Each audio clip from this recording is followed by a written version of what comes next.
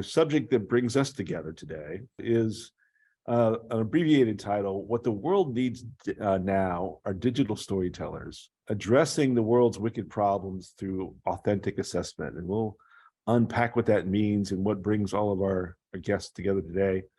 This meeting is being recorded. I'm pleased to say that I am broadcasting live from the University of Illinois in Champaign-Urbana, where I'm part of a faculty summer institute. The context for our conversation today in the cafe has many points to it. One of which, specifically in higher education, is all the changes we've been through and all the changing landscape that is underneath us.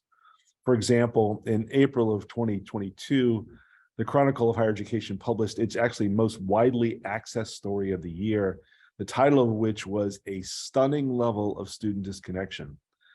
At the same time, in this era, scientists report that the rate of acceleration of climate change and species decline is greater than originally forecasted.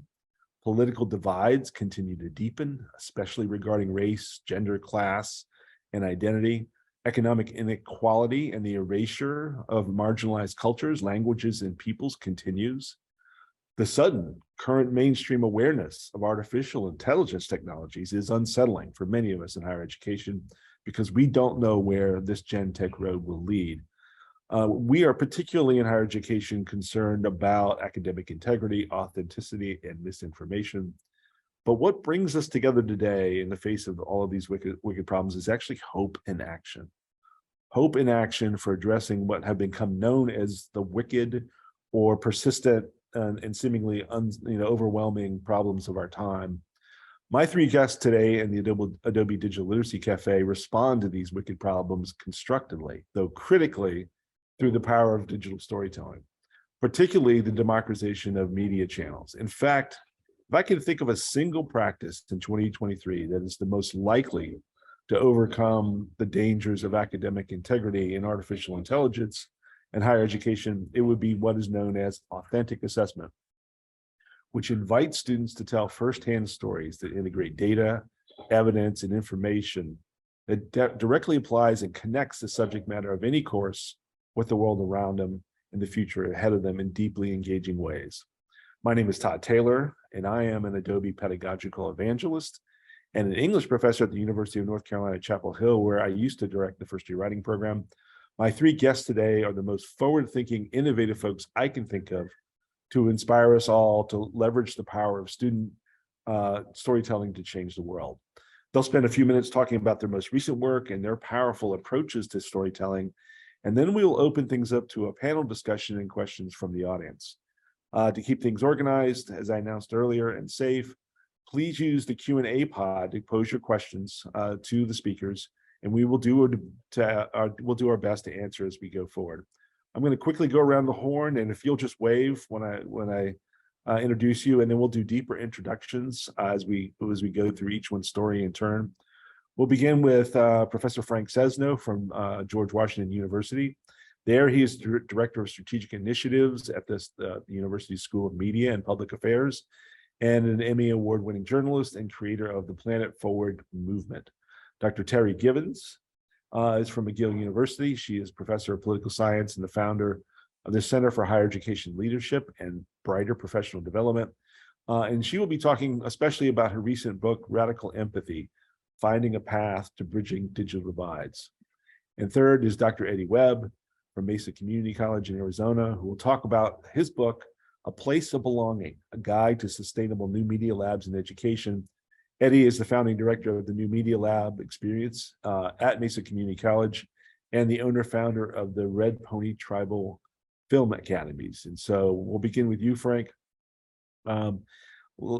Let us know, give us some insight into your background, where you come from, and how you've arrived at this concept of using a student digital storytelling to address the world's wicked problems.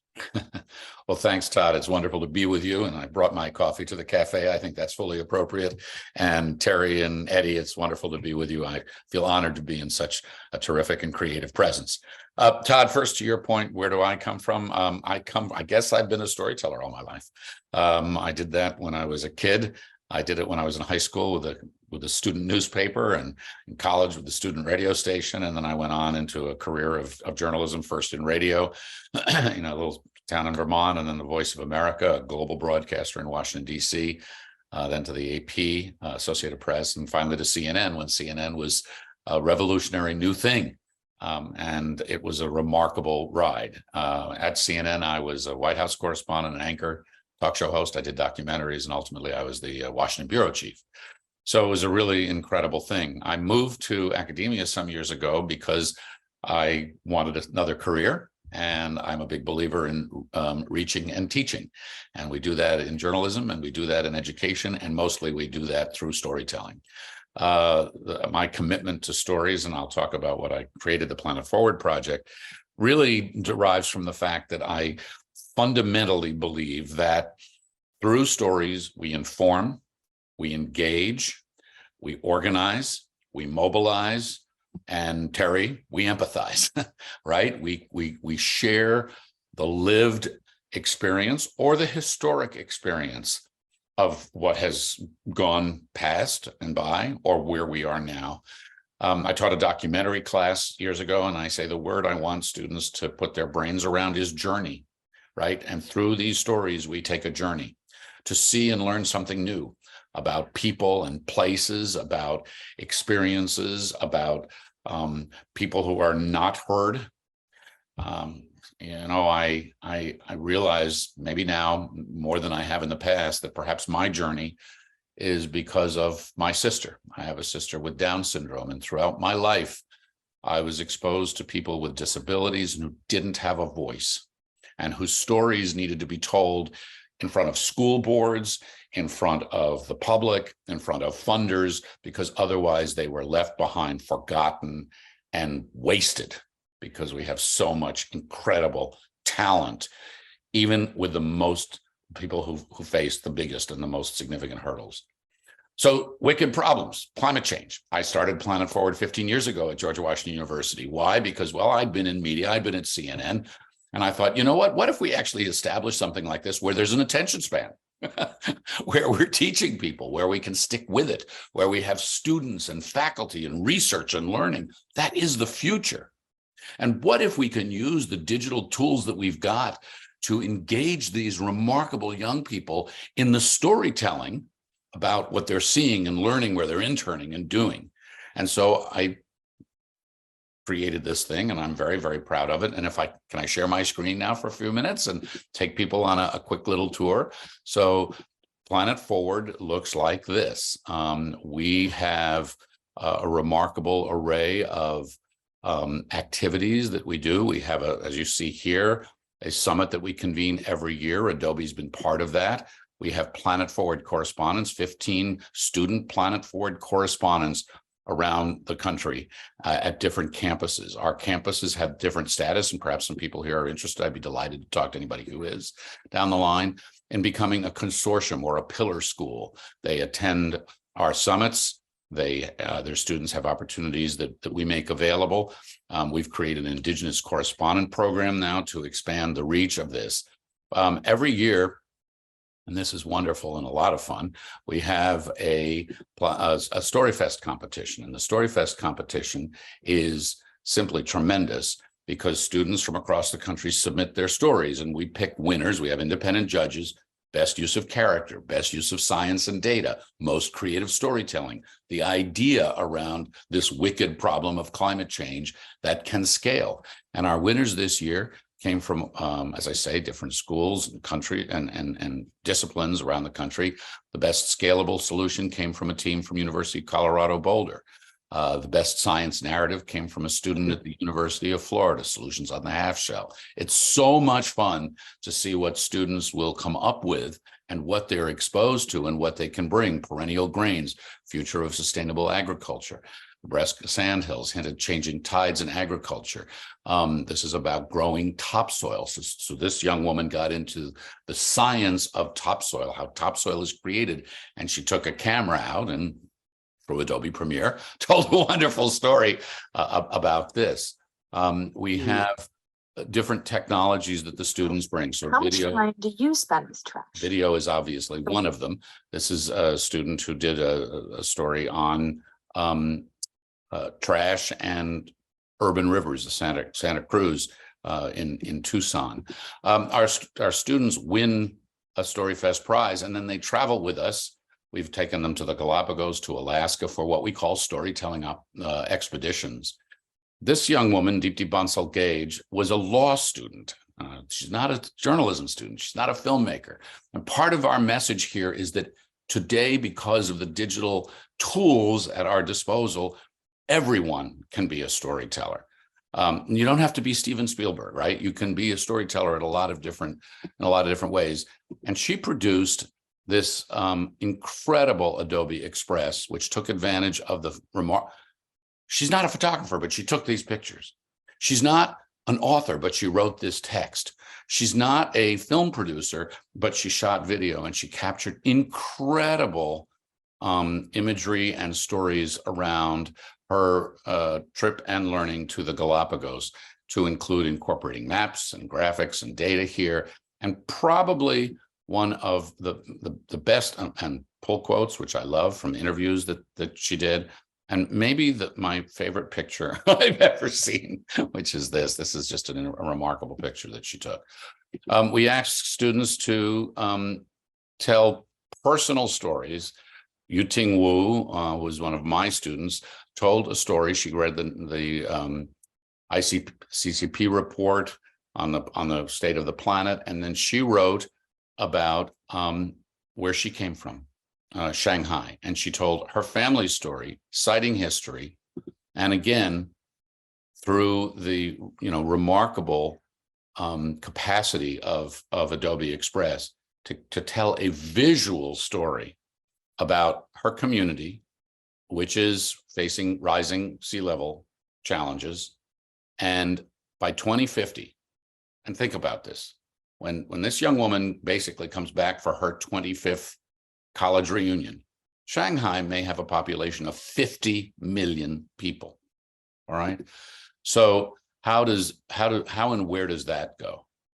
We started the Indigenous Student Correspondent Program because one of the most important ways, Todd, to address wicked problems is to make sure that everybody's at the table to acknowledge the problem, bring their knowledge, bring their genius, bring their culture, bring their story to that dynamic. These are the stories that our wonderful Indigenous student correspondents did this past year, drawing on traditional ecological knowledge and modern tools and teachings of science and Indigenous plant sovereignty. You set this up, Todd, by talking about how do we address wicked problems. And I'll be very brief, and then I will stop because I really want to hear the others, and then we'll have a conversation. The experience we've had over this that's been so rewarding over the past several years has been, one, these young people understand that these are wicked problems, that these are global problems, and the only way that we are going to deal with them is to bring a diverse, engaged, educated, informed, and capable community together. And through the storytelling, to do different and very deliberate things. First, to be knowledgeable yourself so that you can tell a story. Second, to have the tools at your disposal so that you can tell a story in a compelling way so that others will listen and note and remember. Next, to understand that the stories can be framed in different ways. One, to highlight the problem and the urgency, but also two, to highlight the community, the solutions, the genius that's being brought to bear, so we don't give up hope, so that we have an idea that, you know what, there are a lot of people who are very capable, and through story and through these platforms, we can come together and must to do something and to act. So one of the things we talk about with the students is stories with impact, and for them to think very deliberately about what impact they want to have. And finally, in these wicked problems, big problems, understanding that through storytelling, we can cross divides. And back to what Terry was talking about, we can actually create perhaps a more empathetic community. That's all stories are not about conflict and controversy, but whether it's a child or an animal or an invention, that you can capture people's imagination, and we can show and tell them and take them to places that are important, that are under siege, that need attention, but that also can be motivational and inspirational, and do all of these things. Not all of them all at once, not all of them successful. That's what makes it a challenge. That's why I have a class called The Art of the Interview, and I tell them it's the art, not the science of the interview. It's the art of storytelling, not the science of storytelling. And so that's what we try to do at Planet Forward. And I look forward to hearing from your other wonderful guests in the conversation that will follow. And so the tagline for— You're muted now. The tagline for Planet Forward is inspiring stories to move the planet forward. And whenever I see the work that your students are doing and the work you're doing in Planet Forward, that's exactly what I have. And so thank you so much for sharing that. We're gonna go and hear about Terry's story, and we'll come back to you because we do want to have a rich dialogue among all of you inspiring leaders. So Frank, thank you so much for sharing that story. Terry, I'm going to spotlight you, and Thanks. I'm gonna. I found this quote in Radical Empathy, where you write, by using the power of story, my goal is for readers in the audience to take concrete steps for being able not only to develop empathy, but also to develop specific goals for taking action that will address issues of racism in our society. And so, like Frank, for those who haven't had the opportunity to read your work, give us a little bit about your background, your position, and how you came to this particular project. We were just talking about the other day how it's a special project for you at this point in your work. And so give us some background, and then also, connect the dots on how important storytelling is to your approach to the wicked problem of systemic racism. Yes, so I'm Terry Gibbons. I'm a professor of political science currently at McGill University, but I'm American. I used to work at various universities, including University of Texas at Austin, where I was a vice provost, and I was the provost at Menlo College. And actually, the story about radical empathy goes way back. Actually, for those who are big Star Trek fans, I always talk about the episode with the empath. I won't go into it, but it's about a woman who's a real empath, not only emotionally but physically. And so around the time I was a vice provost at UT Austin, mid 2000s.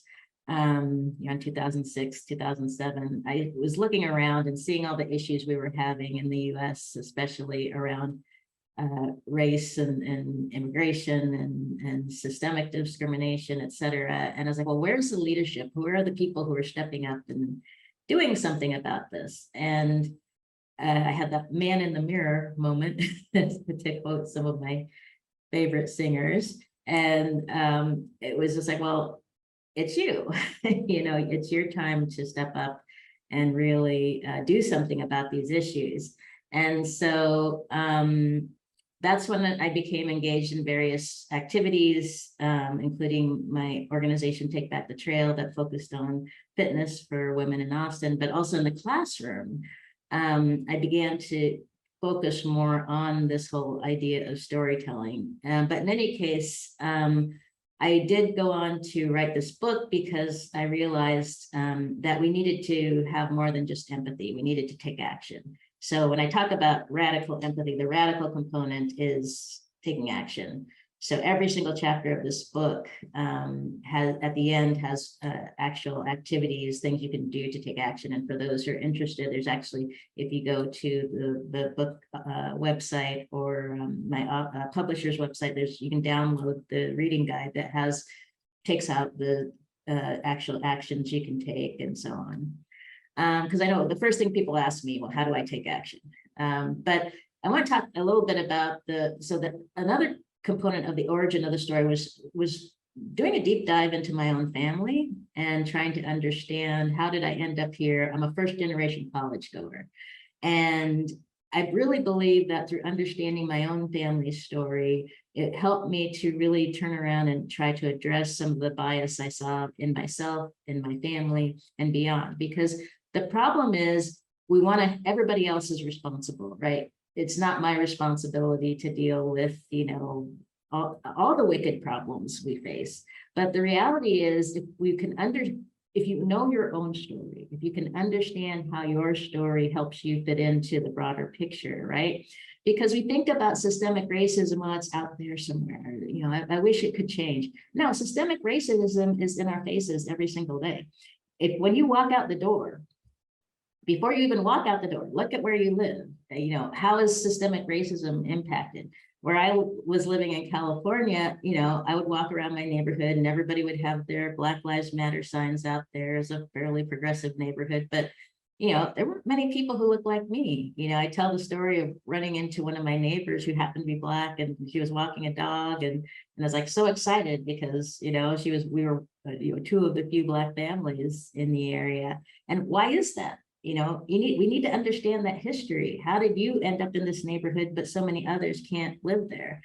Silicon Valley, where I was living at the time, is you know, just rampant with systemic discrimination and bias. My husband works as an engineer, and you know, it's really difficult for people of color to, you know, become engineers. You know, and there's a long history that ties into that. So, you know, my goal was, first of all, to understand myself through storytelling, and then help others learn how to connect with their own story. So I developed the 6 steps to radical empathy. And the first step is vulnerability.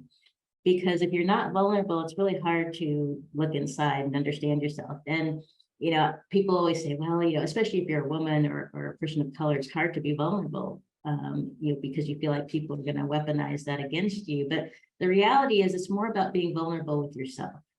And that was the hard part for me, was allowing myself to be vulnerable with myself and say, gee, you know, maybe you do have some bias in there. Maybe, you know, you need to think about the ways that you're interacting with people. And so that was, you know, a big step. And I'm vulnerable all over the book, talking about how I grew up and so on.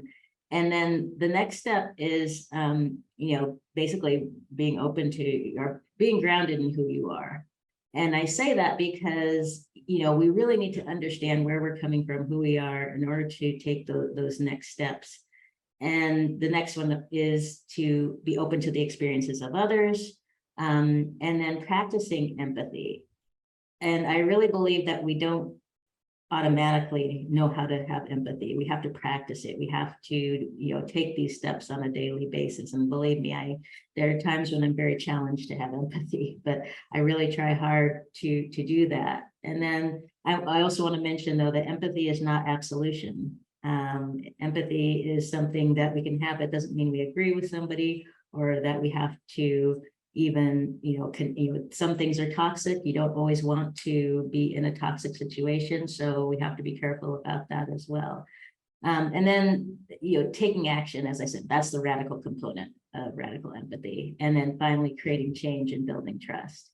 And so I've taken those lessons. I've given so many talks. I was just in Detroit last week giving a talk to the Medical Library Association. And every single time I do one of these talks and talk to people, I learn something new. And, you know, we discussed this whole idea of toxic environments and how we handle those, you know, trying to have empathy. And sometimes you have to take yourself out of those situations. But I want to come back to the classroom and storytelling, because one of the things that has really influenced my teaching, as I've come back to it over the last few years, is this idea of using stories in the classroom. So I teach a class in comparative immigration politics, and I've been teaching it for, you know, since 1999 or so. And but you know, this last year, especially, we were on Zoom, it was COVID. I really changed up the way I did things, and I really encouraged. First of all, I told students about radical empathy. We tried to understand it. I had them work on developing discussion guides so that we could have a safe space for, you know, open discussion about the issues. And it was so incredibly rewarding, because I got so many amazing stories from students. And, you know, we often tend to think, well, it's, you know, it's this student or that student. I mean, some of the stories I got were just amazing, from a Swedish student, from an Egyptian student, from a Turkish student. And because immigration had touched them directly, they were able to tell their story. So I was so excited to hear Frank's stories, because I'm still in the process of kind of developing the digital component of this. And I've been learning a lot from folks like Frank and others, like having students as a, in terms of assessment, having students do a podcast or a video or something. And that helps us to address this whole issue of AI and Chat GPT, right? It's like, well, if students are excited and telling their own story, they're a lot less likely to, want to just go off and do something easy through Chat GPT. So we have to be so much more creative with the way, and frankly, that's something the last, 5-10 years, I've really been trying to understand. That's why I've been connecting with Adobe and other types of technology to understand how can we use technology in the classroom in a way that allows students to be creative. And I really believe this kind of radical empathy framework and, connecting it so much to my own storytelling and being an example of storytelling for my students is so critical to their understanding of how they can interact with the world and bring their own stories into the classroom to help them illustrate the lessons we're trying to get across, right? So it's really been an interesting process, and I'm going to wind up there because I don't want to take up too much time. Oh, fantastic. And so thank you especially for finishing there with thinking about the pedagogical and andragogical dimensions of this, because that is, too often part of the fault of higher education is, we're doing all of this work to try to solve the world's wicked problems in every discipline, in every area we are at. But we seem to not make that connection in some ways, between what we're doing in the classroom and in the world around us, to being accused of being in that ivory tower. And so having students in the class talk about their firsthand experiences with the focus of the class, in your case immigration, and in Frank's case environment, that makes it transfer, that makes it stick, that makes that essential connection all that much more real. And so really important to mention that. Thank you so much for sharing. We'll come back to you in just a minute. We're going to also talk about the technologies of these storytelling, and when Eddie and Frank were first industry professionals in media and filmmaking, it took an expert, and these technologies were not accessible to everyone. And I came to know Eddie for the first time when we were comparing notes and success stories about turning a conventional, what most people would have thought of as a generic first-year writing class into a storytelling class. And it's gone by many names, new media writing, but at its heart is what everyone on this call is talking about, which is those essential connections between our students' lives and the academy, and then taking what we're doing in the academy with the knowledge and the creative problem solving that we're all working on, and making it real and actionable, as Terry was just saying. So Eddie, great to see you again. Great to have you in the cafe once again. For those who don't know you, if you would just kind of introduce yourself, give a little bit of your background, talk about how you arrived at this pedagogy of new media composition in terms of digital storytelling. And especially, I'm interested to hear about your latest project with the tribal film academies, and how important that approach to storytelling has become in your work. So Eddie, thank you for being with us today. Thank you, Todd. Can you hear me? I can. You sound great. Yeah, well, first of all, Frank, Terry, thank you. Every time I get involved with Todd around these conversations and conferences, I just get super inspired by the work that you all are doing. But for me, I've been on as I was listening to Terry's story about how she involves, her own story, which it would seem obvious to most people that we would do that, but we don't often consider that. And so for me, I have been on this journey of really, using story as a way of healing on many different levels. So I'm a product of federal policy of the United States of America around relocation programs. I come from a mixed blood, mixed culture background. And later in life, I kind of got through all of that stuff and found my roots in my tribal culture. And I've always told people it's a kind of where I wanted to get away from in many ways. And that's where I actually found my life, you know. And it led me on this journey of education. A lot of people in my tribe, elders and stuff, told me I needed to go back to school. And I really didn't understand that. But as I started going back to school, I fell in love with reading, of all things. And I really just got addicted to reading books and history and all of that stuff. My father took me to an American Indian movement program in California in UC Davis at DQ University when I was 14 years old. And there I heard our native leaders at that time, when Terry talks about radical, these guys were all, I think everybody went to jail at some point for just telling the truth. And so, you know, I watched all of these leaders bring up all, you know, legal things and all of that stuff. And I was always sort of quiet, and I think that's how I became a photographer. My first part of the arts was to be a photographer, and I like to be in the shadows and take pictures and figure out stories.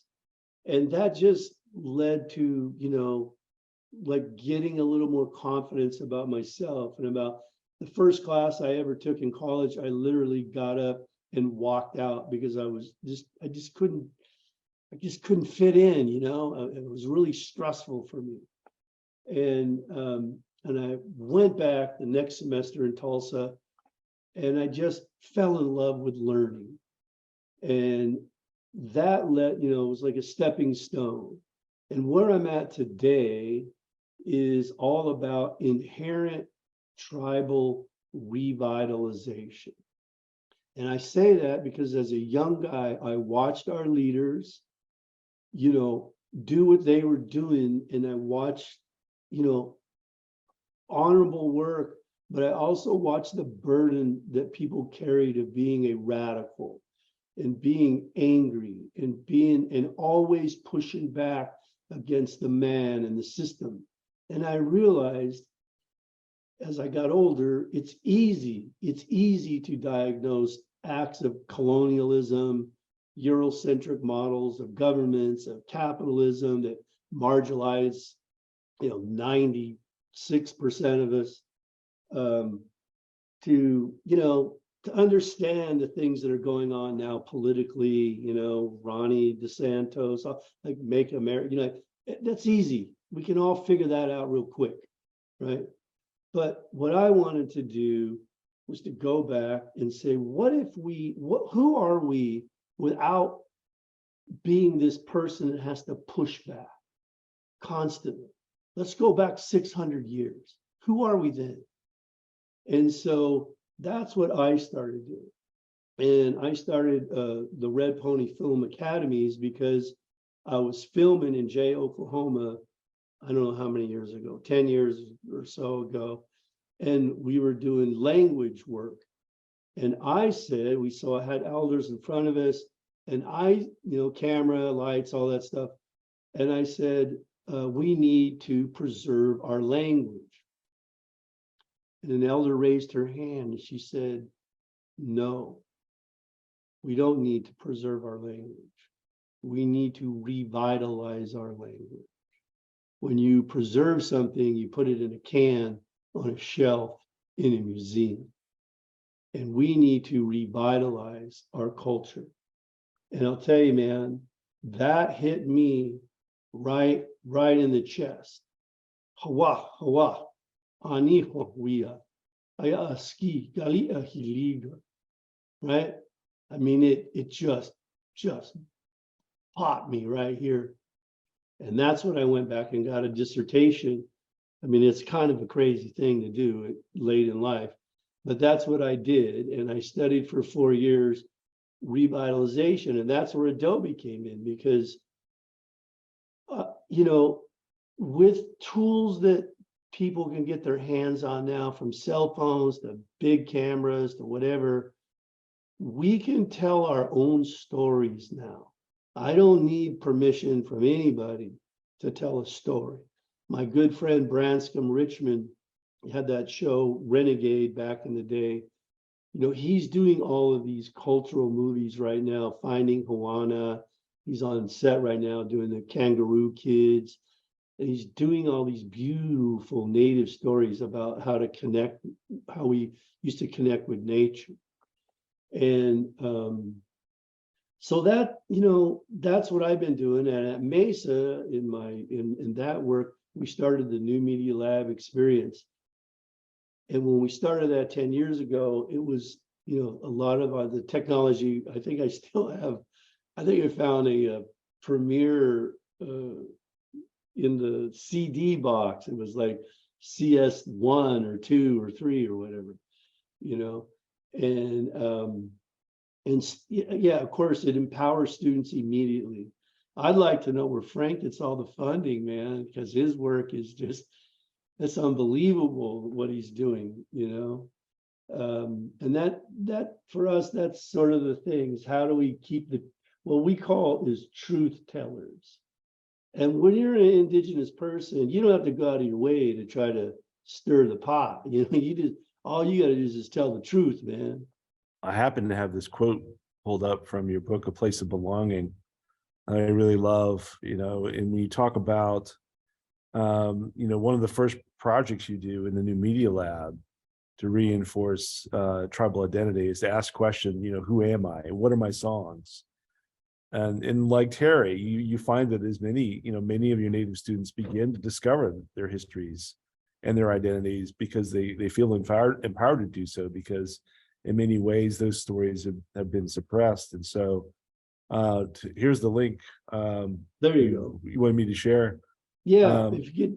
We got a couple of minutes. What do you want me to point to here? Just slide down a little bit.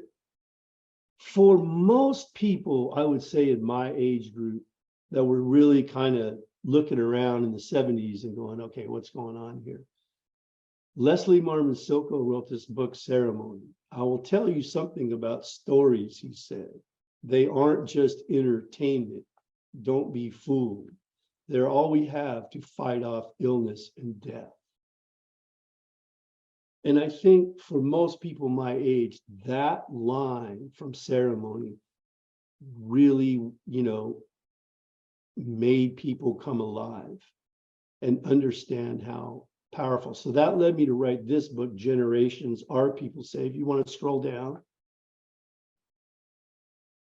And that led me to this dissertation part. These two books, if you keep going, is what I just put out, A Place of Belonging. We started with Adobe New Media Labs, and it became, I was getting contacted by so much, we expanded it for the tribal nations. And we've been doing these conferences. I'm leaving to Oklahoma here in a few days for a 4-day academy. And they've been really, really powerful work. Keep going. Just want to quickly. So we talk about the art of truth telling. And so our artists are now redesigning images as we work our way to language revitalization. And here we're starting to kind of modernize what those images look like.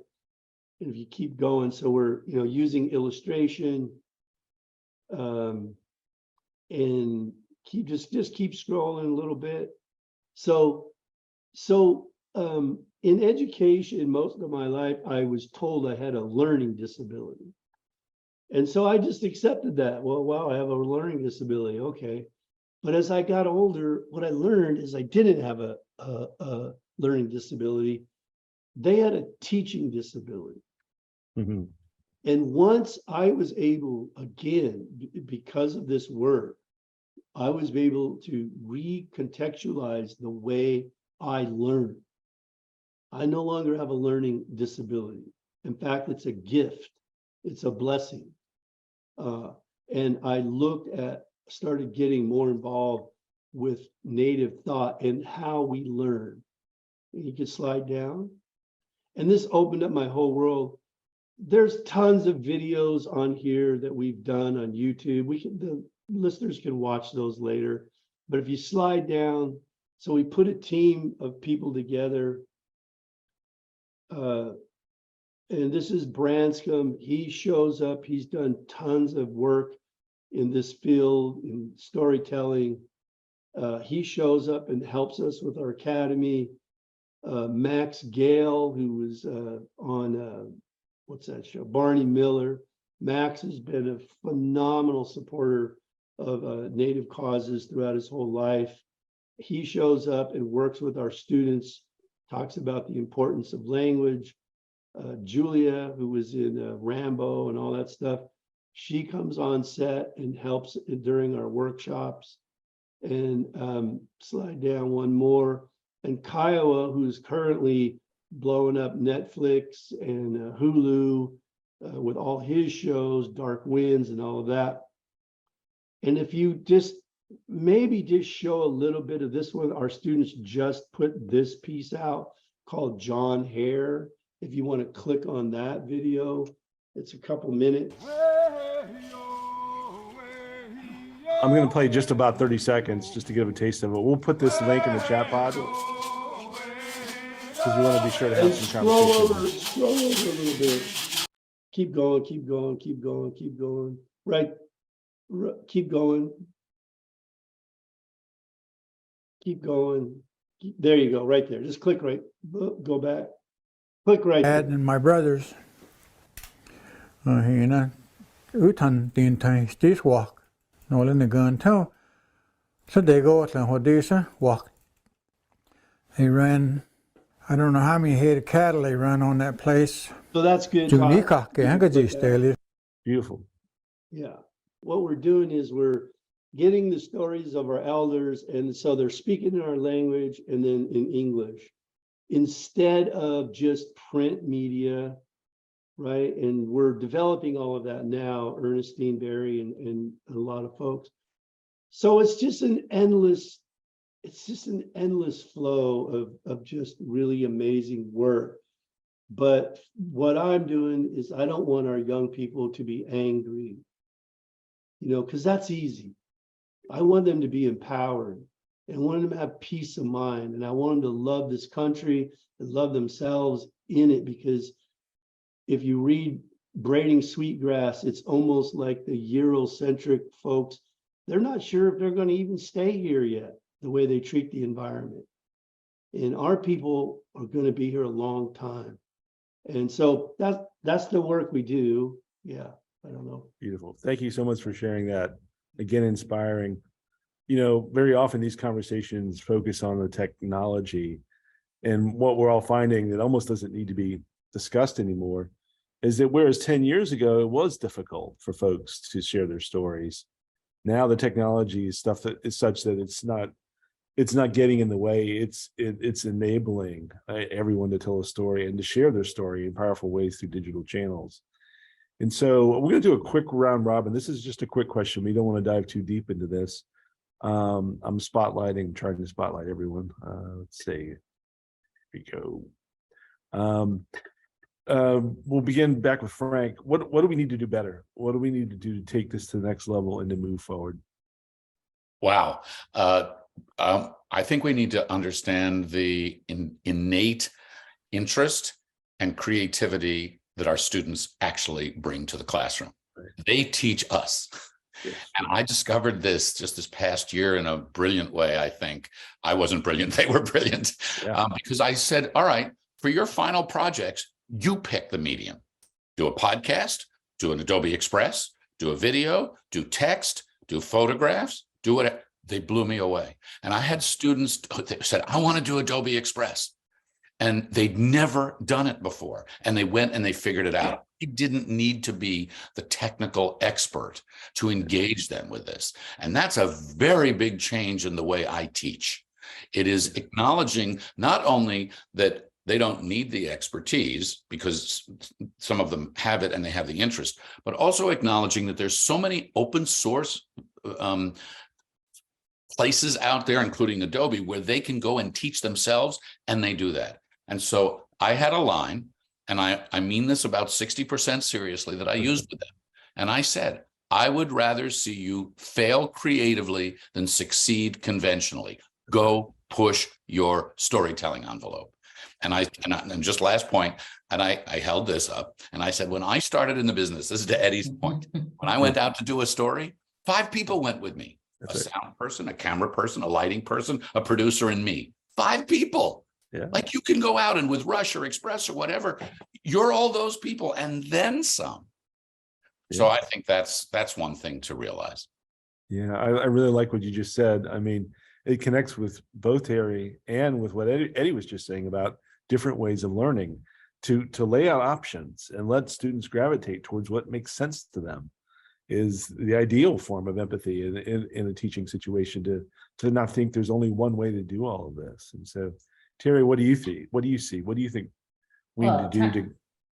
Yeah, tying into what you just said, that's one of the first things I did when I got back into teaching in the fall of 2021 during the middle of COVID, was to give students options, right? And, I really want us to have discussions, but not every student feels comfortable coming to the front of the classroom or raising their hand even. And so I gave them like 3 different ways that they could interact with either me directly or with the rest of the class. And so, we're using online discussion boards and things like that. And, that was a really useful way to give people who might not, be sitting in the front of the class and raising their hand and so on, to actually participate. But I think the bigger issue for me is that something Frank also said is that, or Eddie, I can't remember which, but anyway, just that we don't put ourselves in. So I'm a political scientist, and we seem to think for some strange reason that we have to depersonalize everything.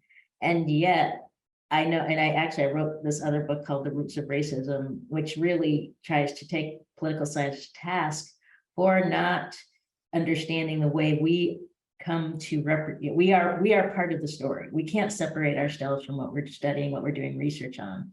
And so I just say, fine, I'm just going to make that very explicit to my students and help them understand because I can look back 20 years ago, people weren't studying the radical right or immigration politics and political science, and now they are. And all of a sudden they're saying, oh, Terry, 20 years ago, you had the foresight. I'm like, no, it's because of who I am, right? That I was able to go in. And so we need to tell our students these stories. And, I adopted, blogging, very early on in my teaching career. I really tried to use, video, movies, just, what's going on right currently. And so anyway, that's, I think, pushing our colleagues to be more thoughtful about, connecting what we're teaching in the classroom to what's going on right outside our doors. Absolutely. Eddie, what do we need to do more of or do better? Well, what everybody is describing is what I tell people about the transition from being a teacher to an educator, right? That's the transition. And so, yeah, I've chose to stay at the community college because the students come from my neighborhoods and my circumstances, and I just love them. And sometimes it takes work. Because they've been so domesticated in not, third person, all that stuff, and try to get them out of their shell, right? But as everyone has said, we did 177 student projects last semester, from podcasts to videos to, Spark Express, we're calling it nowadays. Spark Express, to me, is one of the best modern day tools we have. That's why I'm here on this platform, is because it empowers creativity and art and storytelling you know, that everybody can, entry level people can get to, but post, make amazing work, you know, voiceover in a Spark Video. And I understand, you know, podcasts are real popular, but I just think we just need to keep coming together as a community and supporting each other and sharing our work, because, you know, Todd, since I don't know how long we've been doing this, but I mean, it's just unbelievable where we're at today in terms of empowering students. So I don't do the sage on the stage thing. I never was good at that anyway. But yeah, empowering our students to believe in themselves, that they have a story to tell. So really, it's about creating the environment, creative environment. Yeah. Yeah. Todd, could I add one thing on Sure. the more front? So I'll Terry, thank you for holding up your book. So you give me permission to hold up mine. Everyone do. In fact, And- that was going to be the next thing I said, is everyone. Well, the book I wrote is about the power of questions. And that's what we can do more of. And that's what we need to encourage students to more of. More question marks and fewer exclamation points. Yes. Right? That drives curiosity. That puts you in a place where you actually are asking and listening, because listening goes with asking, to learn those things and empathize and go to new places. So a good storyteller is the most curious person. And so that's certainly what we need to encourage more. Well said. And so, and just in the closing couple of minutes, if Terry or Eddie or Frank have any links you want to put in the chat pod so people can follow up, we can also, there'll be a follow-up email where we can put links and references. If in there, by the way, in the Q&A pod, I don't know if you had a chance to look at it, there's a lot of admiration and inspiration for each of you. And so I couldn't be more grateful and more inspired than by you sharing these stories with us. So thank you for that.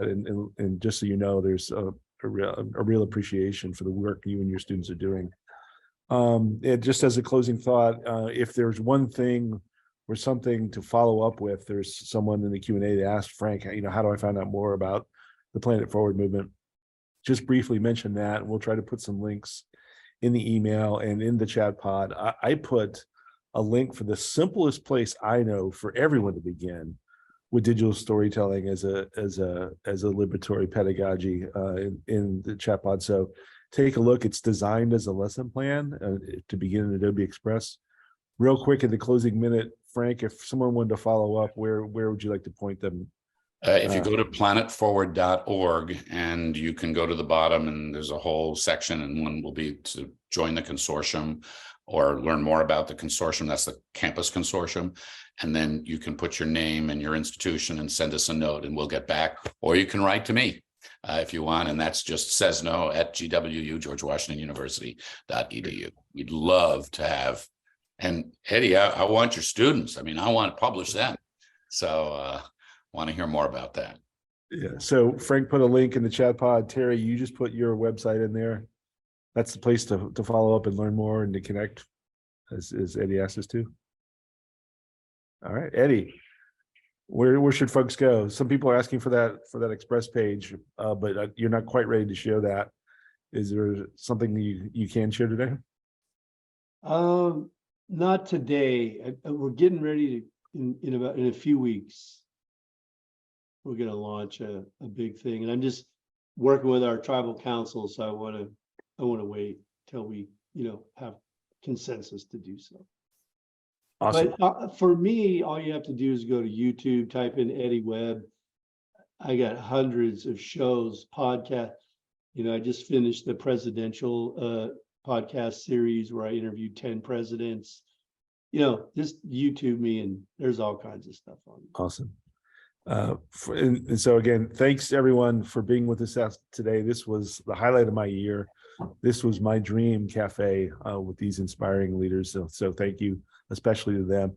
Thanks to all the people at Adobe that supported this and make this happen, make it easy for us to have these conversations. Look forward to the next cafe, which will be, I believe it's August 20th or 23rd, back to school with artificial intelligence. And so I hope you'll look for that. We will send you a follow-up email so everyone can track all of these ideas and sign up for the next events. Until then, On behalf of my amazing guests in the cafe today, my name is Todd Taylor. Thank you so much for being with us today. Bye, everyone.